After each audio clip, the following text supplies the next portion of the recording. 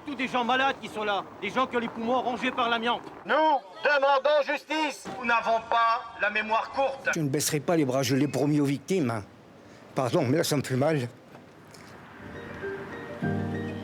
Cela fait 30 ans qu'il s'époumonne, au nom des victimes de l'amiante et de leurs familles.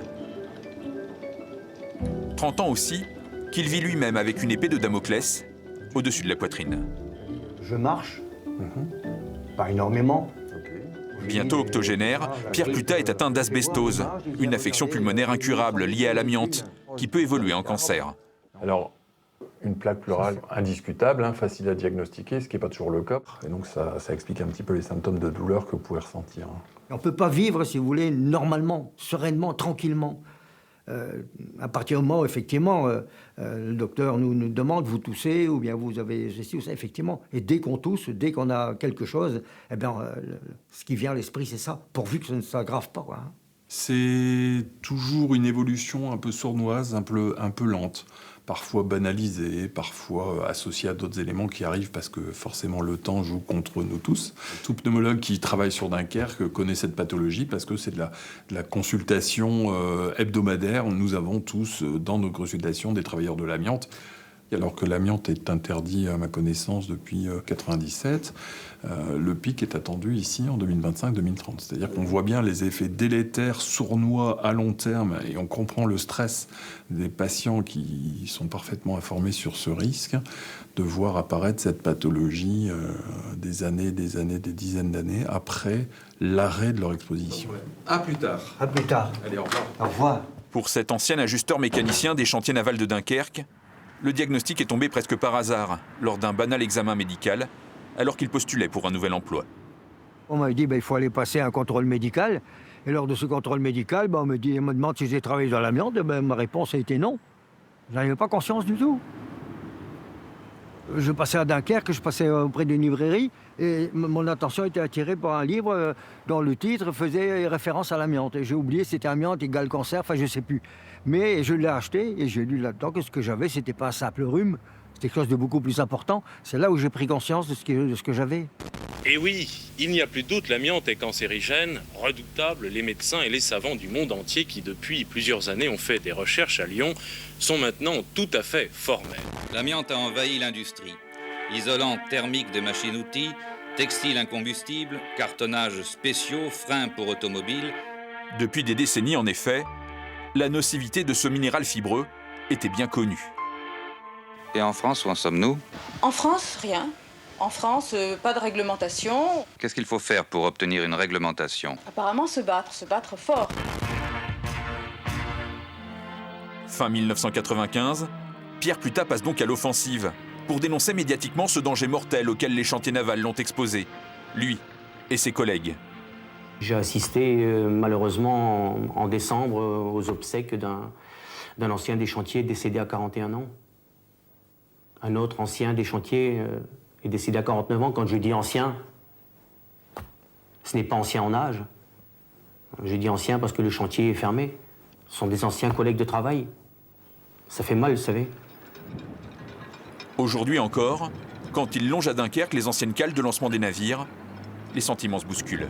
Les bateaux qu'on sortait, c'était quand même des belles pièces, hein. C'était des beaux navires, bien faits, bien finis. Oui, on en était fiers. Et après?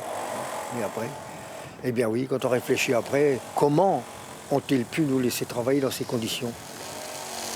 Les calorifugeurs venaient donc avec des pompes, comme avaient les pompiers, et puis avec des manches également, comme s'ils allaient venir asperger avec de l'eau. En réalité, c'était exactement la même chose.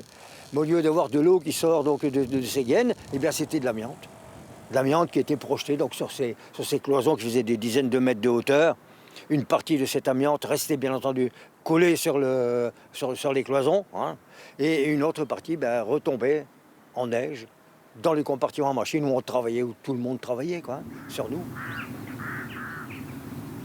Retiré chez lui dans son petit pavillon de la campagne dunkerquoise, Pierre Plutat envisage un combat bien plus large et lance un appel. Ici sur le bureau, donc cet article qui date du 15 novembre 1995, c'est un article donc, qui est intitulé « Alerte au cancer » et qui explique que je vais créer une association et j'invite les personnes à venir me rejoindre. Ainsi naît l'Ardeva, l'association régionale de défense des victimes de l'amiante, qui tient rapidement ses premières permanences pour aider les malades à être indemnisés. Si éventuellement votre état de santé se modifie... Aux côtés de Pierre Plutat, d'anciens collègues des chantiers navals, comme Jean Delautre, lui aussi victime de l'amiante. On avait une confiance entre nous, de toute façon, même dans le travail. Encore trésorier de l'association aujourd'hui, il s'est pleinement investi dès le départ. On allait de 9h à 11h au début. Oui. Et après c'était 9h midi, après c'était 9h. À 3h de l'après-midi, on était encore. Après-midi. Mais si on avait su dès le départ que ça aurait pris cette ampleur, je ne sais pas si on aurait se serait engagé. Je ne sais pas. Reconnaissance de maladie professionnelle, dossier d'indemnisation, procédure en faute inexcusable de l'employeur, dès sa création, l'Ardeva fait feu de tout bois, épaulé par la chef du service pneumologie du centre hospitalier de Dunkerque, qui adhère à l'association. Je l'appelais, je disais, Evelyne, ici j'ai 5, 4, 5, 10, 15 dossiers. Est-ce que je peux venir vous voir? Toujours, elle a dit oui.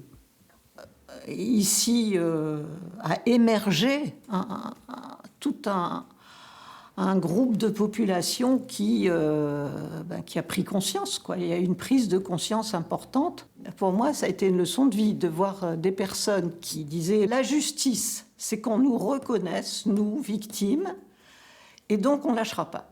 D'ailleurs, vous avez obtenu, avec d'autres bien sûr, mais vous avez obtenu le fait qu'on interdise l'amiante. Donc, quand même, c'est un gros morceau, moi je trouve, dans la lutte. Pierre Plutat et son association mobilisent, manifestent et arrachent avec d'autres collectifs de nouvelles victoires.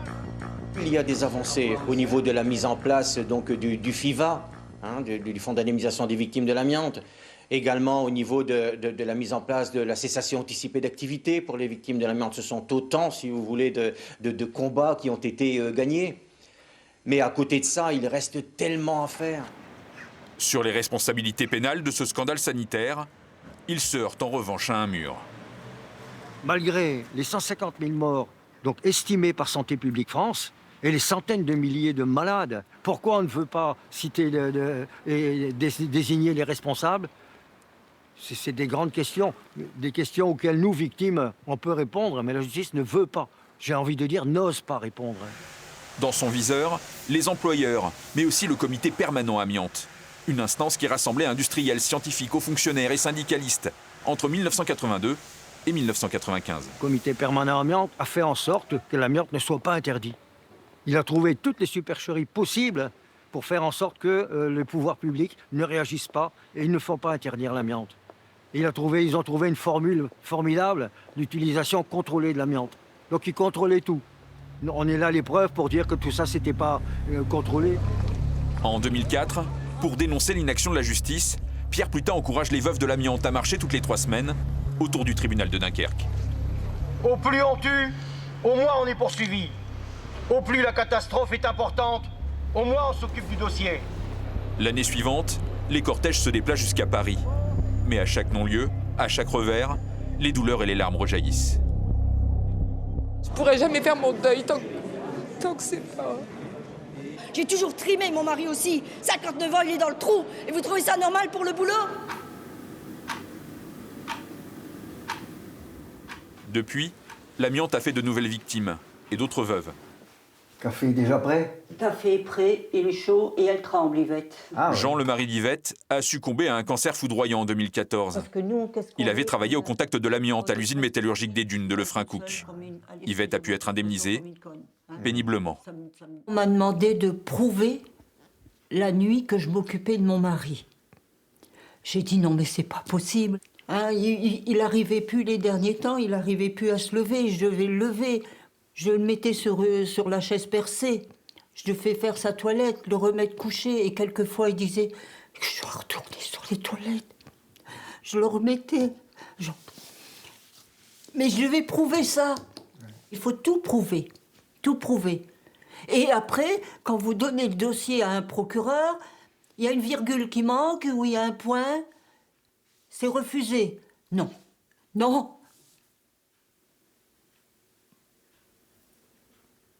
Moi, je peux témoigner de beaucoup de choses, mais je ne peux pas remplacer Ce qu'une veuve va dire, ces paroles-là, moi je ne peux pas, je ne sais pas l'exprimer, ce qu'elles ressentent. Je les comprends, forcément, mais je ne peux pas l'exprimer comme elles le font, ou comme un malade le fait, comme quelqu'un qui est dans la détresse le fait. Je continuerai de me battre, monsieur Pluta, je continuerai. Je ne vais pas lâcher. Et si je pouvais attraper un procureur et le mettre devant une personne qui est malade, l'attacher sur une chaise, je lui dirais, regardez ce qu'il souffre, parce que ils connaissent pas, ils savent pas. L'an dernier, Pierre Pluta a aussi perdu l'un des piliers de son association. Bonjour Dominique.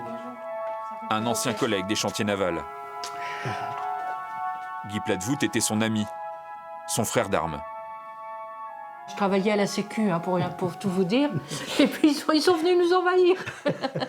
Et j'étais là derrière. Allez-y, allez-y, les copains, il faut... Parce que y avait des retards phénoménaux. Après 3 décennies dédiées aux autres, Guy a été emporté à son tour par un cancer, brutalement. Qui reste parce que quand on a eu le diagnostic, il savait pertinemment ce qui allait se passer. Alors qu'on me dise pas, oui, t'es indemnisé, non. Mon mari est parti. Et voilà. Et mon mari est parti dans des souffrances abominables que je ne pourrais pas raconter. Aujourd'hui, à l'association, il y a 850 ex-membres, donc adhérents de notre association, dont le décès a été reconnu consécutif à l'amiante. 850.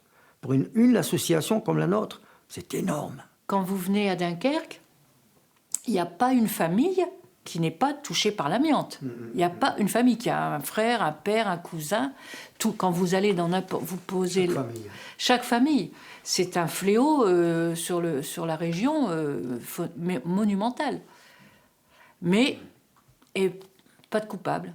Personne n'est responsable. À Dunkerque, au local de l'Ardeva, à bientôt. C'est la fille de Pierre Pluta, Laetitia, qui s'occupe des permanences, engagée depuis 20 ans dans le sillage paternel. Et il explique bien comment vous avez été exposé à l'amiante. Chaque jour ou presque, elle guide encore des veuves et de nouvelles victimes. Celle d'il y a 20 ans. Aide à remplir des dossiers. Donc lui, il a travaillé avec vous à Etim, hein?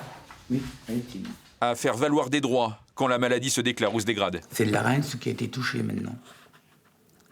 Et j'ai mon beau-frère qui a travaillé dans l'amiante. Et 40 ans après, ça s'est déclaré. En 6 mois, il est décédé.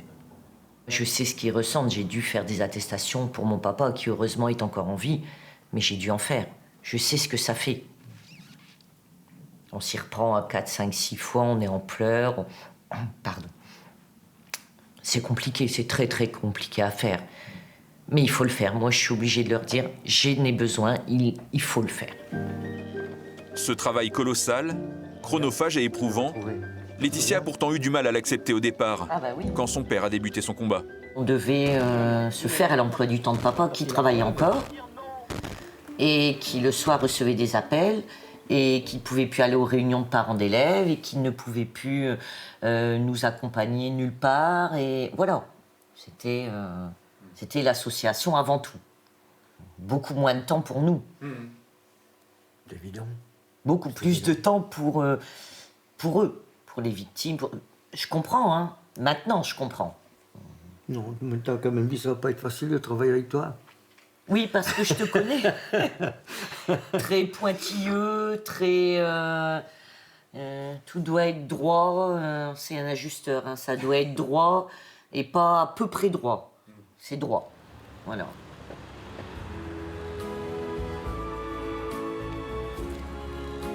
Nous avons travaillé pour gagner notre vie, pas pour la perdre. Ayons une pensée pour toutes les victimes de l'amiante. Elle est importante, cette stèle, pour vous? Ah, effectivement, là, elle est là pour je ne sais pas combien de temps, mais elle sera encore longtemps là après moi, je pense. De ces 30 années de lutte, il reste aussi ces visages brandis lors des manifestations, à jamais figés. Aujourd'hui encore, l'association de Pierre Pluta accompagne près de 1300 malades et familles de victimes de l'amiante dans le Nord et le Pas-de-Calais.